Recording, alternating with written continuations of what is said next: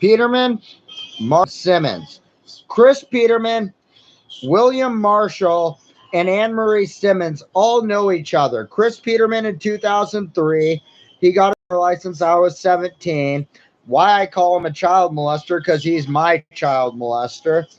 William Marshall, the presiding judge currently, but was a juvenile judge for Anthony Wilkins, while Anne Marie Simmons was a prosecutor. You start putting things together with Anne Marie Simmons, William Marshall, Chris Petermen, how they know each other, what they know about me, what Chris was leaking from Columbia County police reports, maybe even NCIC, protection orders or LEDS protection orders, law enforcement data services, or National Criminal Intelligence Service, protection orders. They were leaking that to William Marshall and Anne Marie Simmons and to Chris Petermen so they could think what they knew who they were dealing with.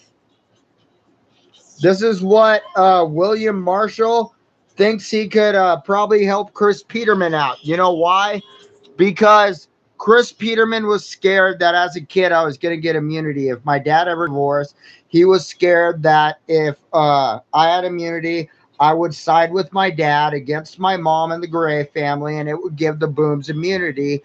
And he's trying to use his own town, Roseburg, with William Marshall and Simmons and the other judges, Ambrosini, to actually give himself immunity, to say that if me and my dad had immunity, we would have used it to throw the whole Gray family in jail, which is true because the Gray family is the one who abused us.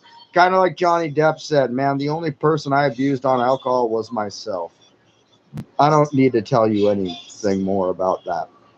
But with Chris Petermen, I've been getting abused by him because of the state of Oregon since I was a kid, because they knew that I could come down to Roseburg after a college shooting happened, save a baby, do all my shit that I had to do, and then take this motherfucker's bar license. And Roseburg, Oregon felt embarrassed about itself for what they allowed to happen, to stick up for the state, to be involved in the Ralph Painter murder investigation and the manslaughter of a war hero, which was my dad, Daniel Joseph Boom. And they are embarrassed about themselves for who they're protecting down here and why the fuck they went and did it and interfered in federal business, and they don't know what the fuck to say. And Chris has to say anything to keep his bar license now. So he doesn't give a shit about testimony except anything that's bad for Chad Boom and the Boom family, because he is not my attorney at all.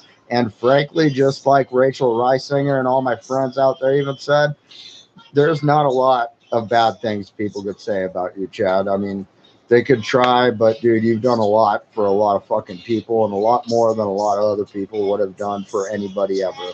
And that's why it's so hard to fucking say bad things about you. Just like they said in court in 2015, like, you're not the perfect person, Chad. Well, I'm not trying to be the perfect person, man. I'm trying to be a fucking man like my dad and my grandfather raised me to be. Trying to come into this court like my dad told me to, tell the judge when I have a problem. You tell the judge the truth. You don't look at the prosecutor. You don't look at your own lawyer. You look at the judge and you tell them the truth, because they're the ones that know what the fuck they're doing. That's why they're on that goddamn bench.